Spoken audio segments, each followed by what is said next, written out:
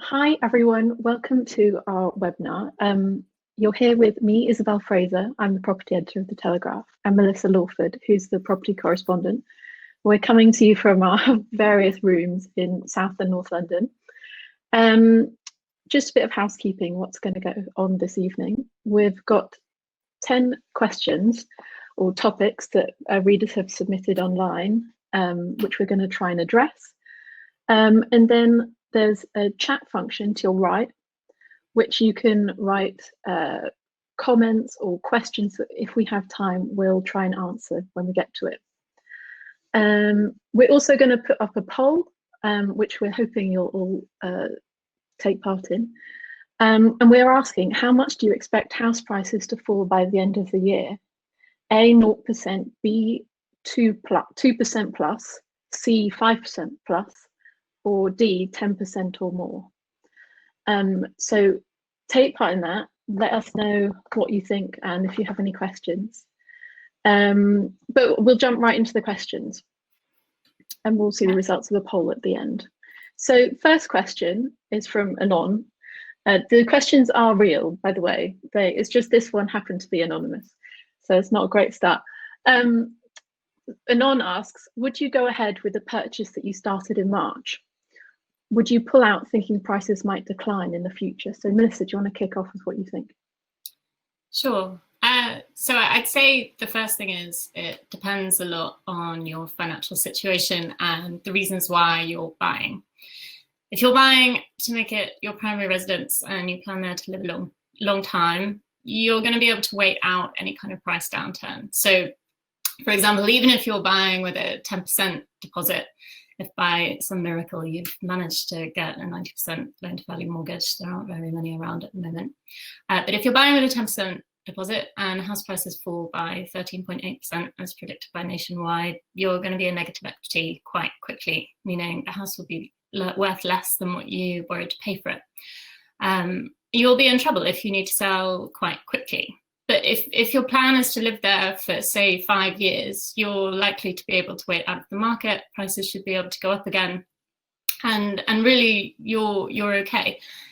If you're buying with a short-term view because you only need somewhere to live for 2 years, or you're buying as an investment and you want to flip it, or if you're buying because you're financially stretched, then I would really, really hold back. But if you want it and you're going to live in it, pay what you think it's worth. Izzy, did you have anything to add to that? No, not really. That sounded like a very good answer. I would just say, I think, particularly at a time like this, it's really important to really ask yourself why you're buying your house. Is it your dream house? Can you stand to lose it? But equally, I think people pay a lot of attention to house price growth and fall and don't think enough on the long term. So as you said, are you going to live in it for 5 more years? And if so, maybe it's the house of your dreams and you should just go for it. So I think it's worth really interrogating the reasons why you want to purchase a property. I'll ask you next question. So this one's from Daniel James. He asks, if prices drop due to the coronavirus and the possibility of a no-deal Brexit, would the Deutsche Bank worst case scenario drop of 30% become a possibility? And when could we expect the reduction of prices to hit its peak?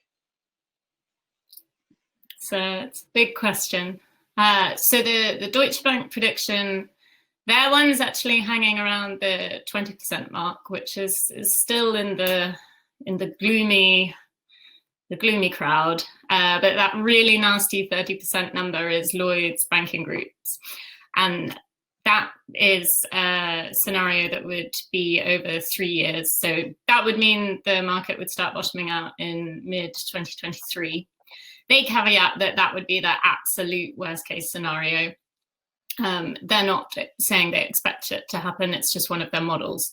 And there are a lot of signs that that won't happen. The government support measures have been swift and enormous. So much so that actually the Centre for Economic and Business Research recently upgraded their price forecast from a drop of 13% to an 8.7% drop. But still, I mean, the consensus is that prices will fall, and the recovery will be dependent on how quickly the economy picks up again. If we look at past recessions, the pattern from the early 90s and from the global financial crisis is that house prices take a lot longer to recover than GDP does. After the GFC, it took UK GDP, I think it was 5 quarters to recover, whereas house prices took 6 quarters to recover. In the 90s, the gap was much bigger, a lot bigger. But if you're looking for a kind of signal of when house prices could sort of start to rise again, or when the drops are going to bottom out, GDP is probably going to be your big indicator, because house prices are not going to rise until that has started to rise. Izzy, do you have anything to add to that, or shall I ask you the next question? I think I would just add that the range of forecasts for house price falls since this crisis began have been extremely wide. They've gone from 2% to 30%, as Lloyd said, but that's over 3 years. So we might guess that that's probably around like 15% in this year. It's very unclear. So, and also forecasters, it's a complete sort of movable feast. Forecasters are making their best guesses, but really sort of they keep changing, as the CEBR one did. So, you know, we have to put our faith in them because they know much more about stuff than we do. But I would sort of, you know, when you read a really high one like 20% from Deutsche Bank, you know, don't take it with a pinch of salt and read around the subject as well. See what other people are, you know, they may have a reason to say that they're going to fall a lot more than another company, I would say. Yeah, I guess the only other thing I'd add is all of these forecasts are for the nation, and there will be a massive amount of regional differentiation. In the long term, it's going to be tied to which employment centres are worst hit, and which cities rely on which sectors as their primary sources of income. So the bigger picture, or the more detailed picture underneath the headline numbers, will be a lot more nuanced. Our next question is from Chris Griggs, who asks, is the prospect of a no-deal Brexit already priced into current property values, given all that has passed since the 2016 referendum? I've been writing about house prices for so long, I can't even really remember where all this started and what's happened since, because it's all a bit of a blur. I don't think a no-deal Brexit is priced in, because house prices operate in a much different way to stocks and shares, funds, you know, bonds, etc. These obviously change second by second, microsecond by microsecond, and house prices operate on a huge lag, and they're a bit unclear because they're regional or national. And you know, there's not, people don't have an option to look at what house prices are doing day to day and sort of on the ground.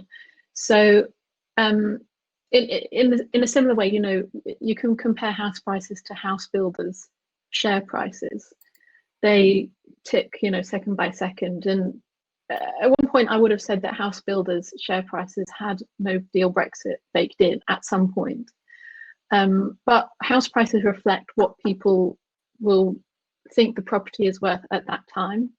But it's, you know, there's so many variables that it can't really be priced in.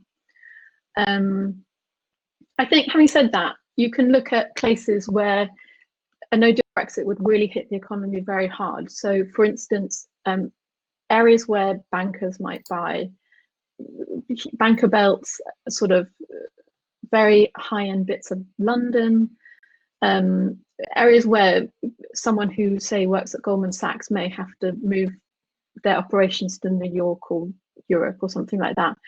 And I think at the time the times when no deal Brexit was talked about, there probably was a bit of an effect on house prices in those areas, but I don't think it's the same at all as if you know, stocks and shares and all that kind of thing.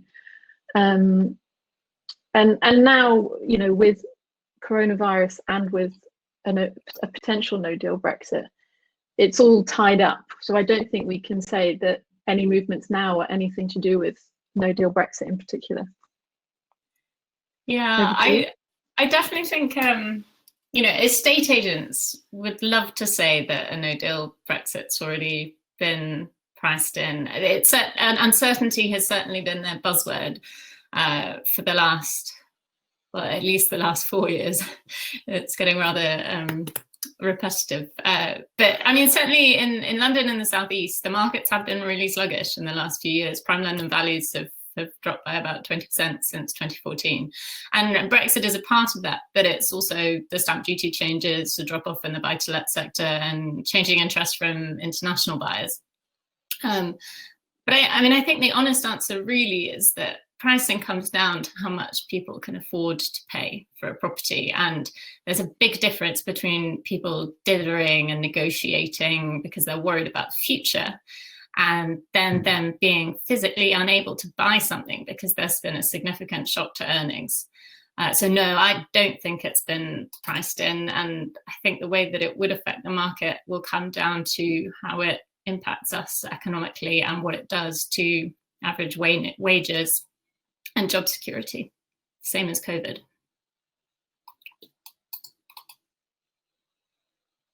I will ask this question of you. Shall Okay. I ask it? So we've got a twofer. So 2 questions sort of around the same theme. So Peter Neville asks, how will mortgage valuers be taking into account the impact of COVID when there are currently no post-COVID comparable transactions? That was quite a mouthful. And then Pavan Madalla asks, I'm in the middle of purchasing a 3-bedroom semi-detached new build property for £430,000. Valuation and release of mortgage offer have been done before lockdown, and the exchange of contract hasn't been done yet. Can I ask the lender to do the valuation again due to the current situation? I will take the first question, if that's okay. So I would argue, actually, the marketplace is not so different right now. Lockdown and the housing market freeze was crazy, and we had these mad numbers that have never been seen before, and in a situation that no one has ever been in before in this country. You just could not go to sales or transact on properties. But now that's lifted and you can, you know, people still want to move house. The floor hasn't dropped out of the market yet. The sales that are happening, and actually sales agreed have had a little bit of a boom. They've recovered to just 12% below the level seen at the beginning of March, which, when you consider that at their lowest in April, they were 93% down on the March level. Stuff's really not doing too badly. I mean, I don't think personally that the momentum is going to continue for very long, but we're not looking at this completely dead market anymore. And the price movements that are getting reported aren't massive. Savills are saying they're averaging 95% of their asking prices, down from 98% before lockdown. And I think... Oh no, Melissa's disappeared. I will continue on her points. Well, I'll actually answer the first question. So Peter asked, how will mortgage values be taking into account the impact of COVID? I mean, I personally can't speak for surveyors, but you know, the banks are putting their trust in these valuations because it's what they base their mortgages on. And it's designed for banks, not for buyers. So, you know, they've been, you know, they were valuing properties even during lockdown using desktop valuations. So I think they've got their own system. But I would say to the second question, they're asking if the lender can do the valuation again. I would say, firstly, you want to appreciate that value. Oh, here's Melissa. I'll just finish my point. Valuations are done for lenders. So if you want to get the valuation done again, that's not necessarily in your interest. So if you're buying a new build, you want to go to the developer and get the price down, negotiate down, and then go back to your bank, who will then speak to the valuer. Because otherwise you could be in a situation where the lender gets a new down valuation, as it's called, and so they'll offer less for the property, but the new build developer is still expecting the same amount of money as before. So you'll be left with a gap that the mortgage won't cover. Do you want to finish your point? You were rudely cut off by the internet. Oh no, at what point was I cut off? I was happily talking away.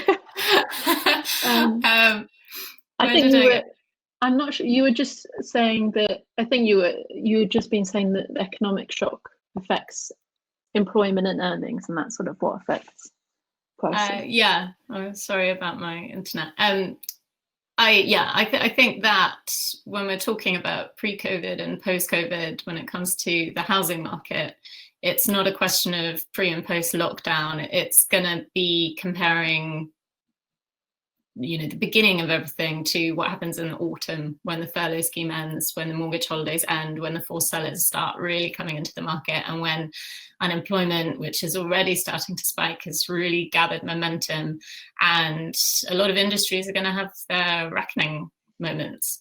That's going to be when stuff really changes for the housing market, is my opinion. I'll move on to our next question, which is from Gary Rowlands Mackenzie, who asks, I am poised to exchange contracts on a property purchase for which the price was agreed in early March. The buyer said they would not be open to a negotiation for a reduction in price, but that was pre-virus. Should I call off the sale and look out for better deals? My advice to Gary is definitely negotiate. If you like this property, you should definitely ask for a lower price, regardless of what they said before lockdown. Your seller will have read all the same headlines as you have. He will have seen the Deutsche Bank 20% falls story. So if you offer, say, 10% off, he's going to be thankful that it wasn't 20%, or, one would hope. We've got a link here, which we'll put in the chat, to how to negotiate in these times. But I've been talking to agents across the country. Buyers are generally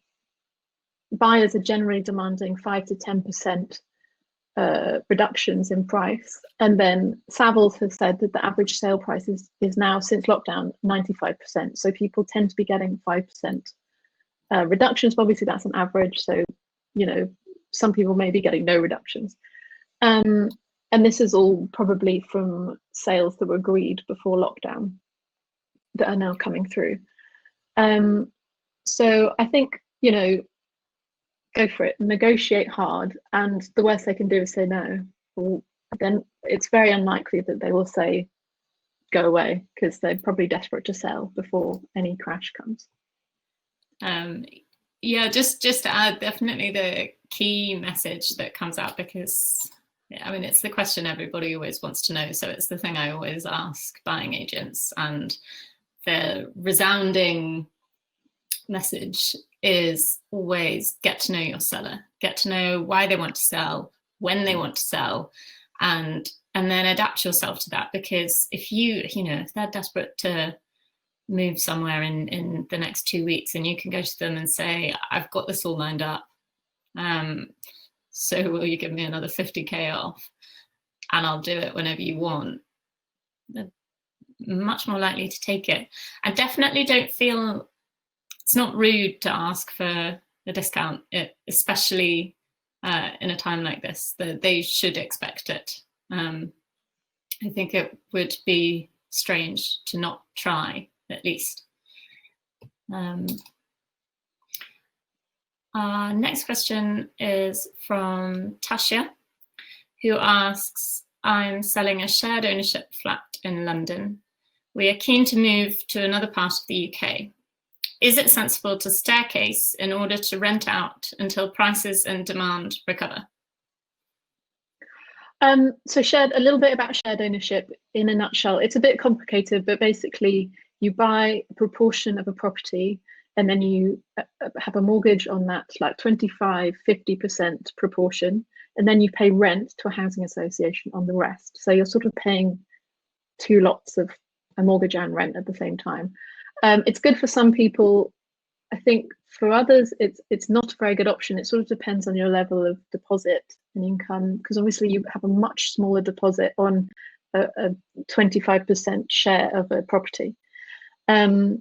So, I mean, the huge downside is that you can rarely rent them out, because according to the lease, you have to live in it and you can't really sublet it. So that's what this reader's finding a problem. So you can do something called staircasing, which is to buy with cash, I think. Sorry, it's very complicated, even though I didn't understand it. You can buy proportions of the property. So you own a bigger share, as it were. I think it's if you sort of pay the deposit and then you add to your mortgage, but it's very complicated. So anyway, you can own more and more of it over time. So what I would say to the reader is that if you can afford to staircase it out, so you own the entire property, so you go from 50% to 100%, that will make it much easier to, you can rent it out, B, you can sell it much easier, because shared ownership tends to be much more difficult to sell, because, you know, people don't necessarily want to pay rent and have a mortgage. What I would not advise is staircasing out so you own 75%, say, of the property, which will be really hard to sell, because who's going to buy 75% of a property when they have to pay the deposit for 75% of the property and pay rent? With that kind of money, they can probably just buy a whole 100% of the property through Help to Buy or some scheme like that. But having said that, I think shared ownership is going to become a much bigger thing as Help to Buy is sort of tapered down. They're putting caps on Help to Buy, sort of price caps and things like that. So I think shared ownership will become much more in demand. But for this reader, they're in a bit of a sticky situation, which I can't really see a way out of unless you can buy the whole property. I was just to add, it's a really interesting point. I think shared ownership's going to become a lot more in demand, not just because Help to Buy is going to change, but also what's happening in the mortgage market right now. Lenders have really pulled back en masse all of their high loan to value mortgages. Unless you've got a 15% deposit, it's very, very difficult to get lending right now. And that's going to push a lot of people towards shared ownership and Help to Buy, because it's one of the few ways it's actually possible to purchase at the moment, unless you've got a 15% deposit. I'm going to be very interested. I think that's going to be one to watch, what happens to demand for those schemes. So I'll ask the next one. It's from Geraint Morgan. He asks, do you think the government is likely to relax the current planning restrictions to boost the economy? You've come to the right place, because we are massive planning nerds. So I'll hand it over to Melissa. Well, I think the first thing I'd say is it's in their interests to relax planning, not just to boost the economy, but to boost house building. Knight Frank has forecast that the number of new homes built this year is going to drop by 35%. Lots of major house builders had their completion dates pushed back when building got paused, and a lot of them had their sales paused. So there's a real pressure on the sector right now. The smaller builders could collapse, contractors could go out of business, the whole supply chain's looking kind of creaky, especially if house prices fall and transactions aren't happening. There's a lot of pressure on the sector right now, and it's very important from the government's point of view. They're very reliant on the sector to build the homes to address our housing crisis. So there's a lot of motivation for them to step in. Oh no, Melissa's disappeared again. I would say this is a very timely question. There have been actually a rash of planning sort of comments and studies in the last few days. So yesterday, the housing minister said that it was important to speed up and simplify the system.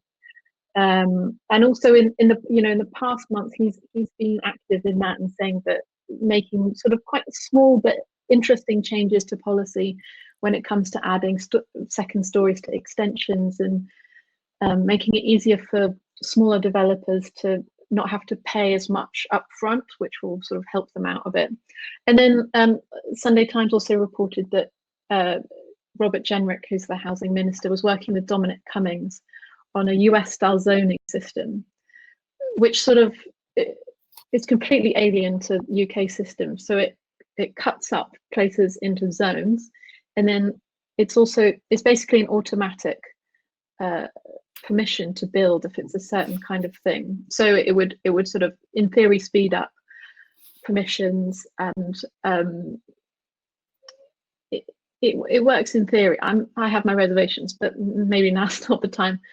And also Jenrick has also been talking a lot about this agenda of building better, building beautiful, which to me sounds a bit like tightening planning laws, but it's more about sort of what we're building rather than how much. So I think that's quite an interesting development. Also, very importantly, developers have bought all this land near train stations, in commuter belts, in very accessible places. They want to build flats. They haven't built, they're planning to build for young people who want to commute. But now coronavirus has turned that completely upside down. So I think the planning system is going to face a reckoning of what it's going to build, what it's going to accept. Are they going to only accept properties with gardens? Are people going to need more home studies, things like that? So I think there's going to be a huge shakeup from various directions for the planning system. Our next question follows on quite nicely from that. Isabel Bland asks, is there a chance that the second Help to Buy scheme, due to launch in April 2021, will not go ahead due to the government's need to tighten purse strings? I will answer. So a little explanation of the second Help to Buy scheme. They haven't announced exactly what it is, but up until am I right? Melissa, you have to correct me. They're going to. They've been very vague. Very vague, and who knows, frankly. But anyway, there will be a replacement for it, but it might not be called Help to Buy, and it's unclear what it will be. So it's not very helpful. But there definitely will be some kind of scheme. They've already said there will be a scheme, but in my opinion, they're really going to push for this kind of policy because due to the economic fallout of this crisis, first-time buyers will be hit the hardest. As Melissa was saying, mortgages on offer with small deposits have shrunk.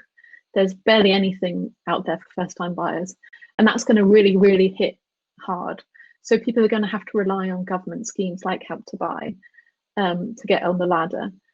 And also, the last time when they did bring in Help to Buy, it was 2013, I think, and it was an effort to get builders building again as much as to get first-time buyers on the ladder. So I think, if we expect there to be a very deep recession, I think that house builders, as we just mentioned, will have the same problems. There won't be any demand. It'll all sort of back up. There won't, and then there won't be the funds to build. Blah blah blah. So the government's probably going to get in early with some kind of scheme to get house builders building and demand up, and it will be something like Help to Buy.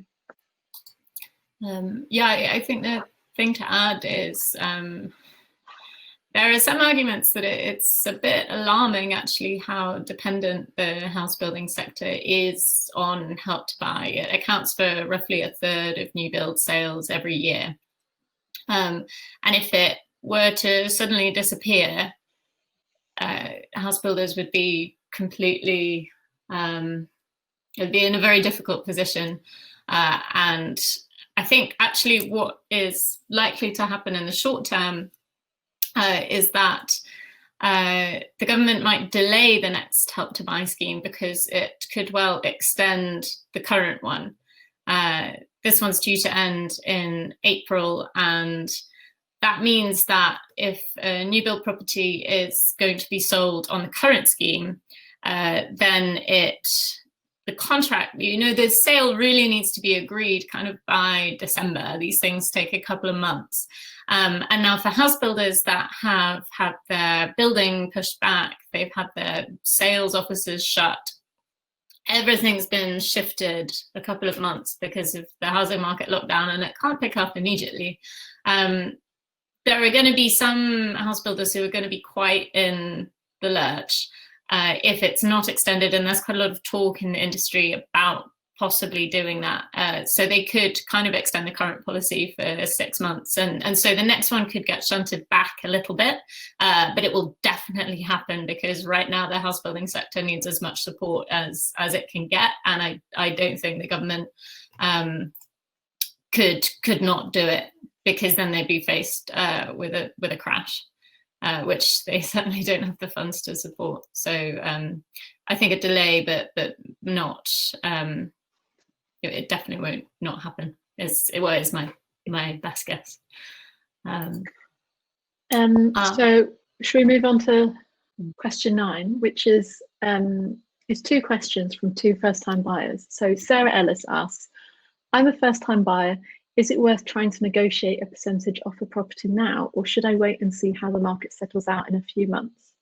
And then Henry P asks, as a first-time buyer with a small deposit and a secure job which allows flexible working, what and where should I be looking to buy, and will I get a mortgage? Do you want to go for it? Sure. So there's a little bit of an overlap with both of these questions. So my answer to Sarah would probably be, it depends on whether or not you can get a mortgage. And for Henry, with a small deposit, can you get a mortgage? You can, but the landscape has changed quite a lot for first. Oh no. Okay, well, I'll say my bit and then she can come back and finish what she was saying. So, I mean, it follows on from what Melissa was saying, that if you're a first-time buyer with a big deposit, you're in a good position, and I would wait, because as we've discussed, a sort of economic crisis that's bubbling away that could sort of have its moment in autumn. We are convinced that it will really affect the buy-to-let landlord market very hard, and it will cause some forced sales because, if renters aren't buying, more landlords are already very stretched. This could mean that there are various properties on the market which sort of are perfect for a first-time buyer, and you could sort of get a bargain. And this is bizarrely the outcome of government policy. They created this. Oh, you've been talking to yourself again. I'll just finish what I was saying. So these landlords being forced to sell up sort of what the government designed, albeit sort of in an extreme way. And then I think, I mean, to Henry's point, what and where should I be looking to buy? Sort of I can't imagine not having a geographical point to base yourself in. But I suppose, if you're that flexible, you need to think of your priorities. So what do you want? Something near your family, or something near hobbies, or broadband speed, or clean air? Or do you, is now the time to make an investment? Even if you've got a small deposit, doesn't mean that you can't make it work. So the problem now is that you can't really predict where will be a good investment. So before all of this crisis, I would have suggested that maybe Manchester or Birmingham or Liverpool, one of the northern cities where, the jobs market was good and property was more affordable, and it was also, a great place to live, or somewhere on the Oxford-Cambridge arc, which is sort of really strong for jobs. Now all of that's sort of on its head, because if we're all working remotely, what is geography? So I don't know. I suppose for Henry, it's up to him to work out where he wants to be, and then I think, work very hard to find a mortgage that suits him if it's available. I've just read a comment from Theo that says, don't take advice from Melissa on internet providers. Thank you for putting up with my not ideal connection. I'm actually tethering off my phone because my internet connection is so bad at home. So I live with a computer programmer who's supposed to have set me up really well, and he will be shamed after this. The only thing I'd add on where to buy, I think I would say just that old traditional idea that if you buy in London, the property price will go up. I think that's also getting turned on its head right now. I think London's about to go through a bit of a transition phase. All of the demand is for rural property at the moment. People want more space.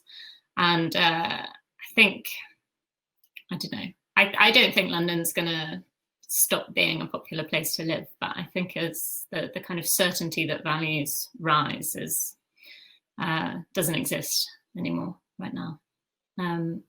Our final question, I'm conscious we're cutting into our extra question time. But our final question comes from Kathy Winfield, who asks, will COVID-19 lead to a surge in staycations? And is this a good time to invest in holiday lets? Well, yes. I know I'm planning my staycation to Devon. But yes, they will probably rocket. However, the places that people will want to go on holiday are also the places that people will now want to buy a house. So we've seen, Zoopla said that demand for property in places like Bournemouth, Bournemouth, Kent, Truro. Canterbury and Truro. Yeah. So they're all like pretty sort of staycation hotspots, and that's where people want to move. So you're going to find a lot of competition and not necessarily a lot of value. And also holiday lets, they do have different tax regimes to buy to let. So, it is preferable. However, if you're buying in such a competitive market right now, you better do your maths to make sure that it's worth it. I think the only thing I'd add is, I don't only do it if you do have some cash reserves, because we don't really know what's going to happen next with the virus, and there could be a second wave, or we could have a situation where it comes back again every year. And everyone who's been in this sector has just had to endure, 3 months of having no business, 4 months. There is a degree of new risk that is attached to it now, I'd say.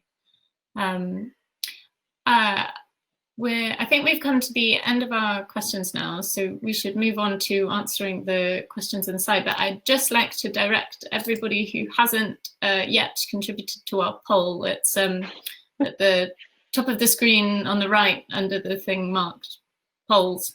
Please do let us know I haven't done my answer to the poll.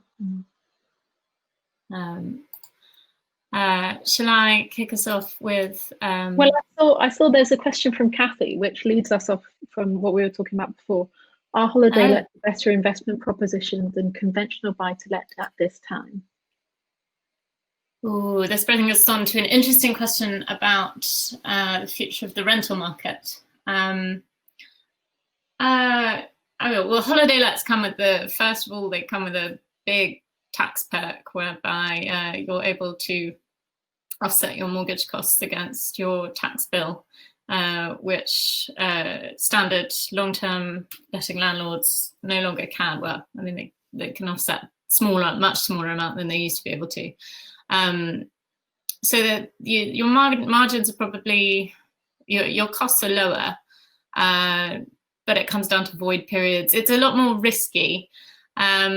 And we're about to enter into a recession. So the interesting thing that I think is going to happen in the rental market is that rents are normally quite counter-cyclical to housing prices. They do fall, but they generally don't fall by as much. So after the financial crisis, I think house prices dropped by about 19% and rents dropped by 2%, and they recovered much quicker because when buyers can't buy, or when they feel uncertain about buying, they rent instead.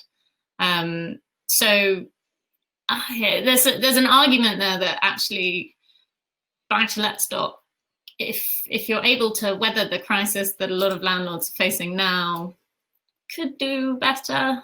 I don't know, but yeah, I would have thought holiday lets, staycations, more people are going to holiday at home, especially if you know, as a country we have less money. There's an interesting question from Michael in the comments, and he asks, we're thinking of buying property in the north, approximately 200 miles from London. Due to travelling restrictions, is it advisable to offer a price without viewing the property? Well, we've covered a lot on virtual viewings and things like that. And there have been stories about people buying properties without seeing them. Very few, I would say. And it depends if you're buying a property for you to live in or as an investment. So we've had a few people who've purchased, you know, very affordable properties to then rent them out. But I would say that wait till you can visit it, or get someone you know to go visit it, because it's a lot of money to put on the line without having seen it. There's actually quite a cool startup where you can actually sort of pay somebody who lives locally to go and do a viewing for you, just to confirm that everything is as the agent says it is. Which it's called Vuber. It's kind of a gig economy of house viewings, which is quite interesting startup, I think. But yeah, I don't think there's, unless you're under a massive time pressure, I don't think there's the need to take the risk. There was a question here about capital gains tax, which I wanted to address because I have an article about this tomorrow. I can't find it. Someone was asking if they're going to change the capital gains tax, if they're going to extend it like how they have extended the stamp duty exemption. The answer is there's no noise on this yet, and it's hugely inconsistent, but there's an argument that the government have extended the deadline to refund additional stamp duty payments because they'd already budgeted in those refunds into their accounts, whereas they haven't budgeted in the capital gains tax they were expecting to collect now. So if your sale's been pushed past the April tax deadline, they were still expecting to get your money. I don't know. I hope they will change it. I think they ought to, but there isn't any noise from them yet on that. We've got a question from John and Katie, I think, who are both asking a similar question. He asked, we are selling a flat in the city and want to move to a countryside house with a big garden. What would this mean for relative price moves? Well, I don't think it's very good news. You know, estate agents are reporting that people are demand for homes with gardens has gone through the roof, as one might expect, and demand for flats without any outside space have obviously declined in demand. So yeah, I think you're going to have a bit of a problem. Not a problem, but values in the countryside have been sort of undervalued, I would say, maybe since the financial crash and before. So you can capture value in that way. You know, house prices in cities have accelerated a lot more, especially in London. So you may find that even though the market in London, as we discussed, is sort of in a bit of a reckoning, you may be able to sort of find a sort of equilibrium between the two. But demand for countryside properties is sort of, as you can imagine, huge. So good luck finding a buyer for your flat. I think we've come to the end of our time slot, so shall we finish on reading out the results of our poll? Oh yes. Okay. Hopefully everyone has clicked on the poll. 98% of the audience has, actually. Oh, great. Well done, everyone. So the answer is 5% plus. That's got 56% of the votes. I would probably agree with that. What do you think? I think I'm in the 5 to 10% camp. I don't know. I have days where I veer into the 10% plus. I think it's going to depend on a lot of things. The 7% who voted 0% are very optimistic. I envy them the optimism. Well, perhaps they're first-time buyers and maybe they're estate agents. I don't know. But yeah, I think 5% plus is probably a sensible guess. But also, I mean, as we talked about before, it's going to be different across the country. So as one number for a whole country is going to be not very helpful. As you know, as I was just saying, demand for countryside properties is booming. So that, you know, areas around sort of, I don't know, maybe around London, countryside around it will resist that fall somewhat. But yeah, I think 5% plus sounds pretty accurate. We've run over our time slightly, so thank you so much for joining us. It's been great hearing your questions, and please sign up for our newsletter, and please get in touch with any questions you have or any topics you think that need answering. Keep commenting on the website, and we'd love to hear from you more. Thanks for joining us. Thank you very much.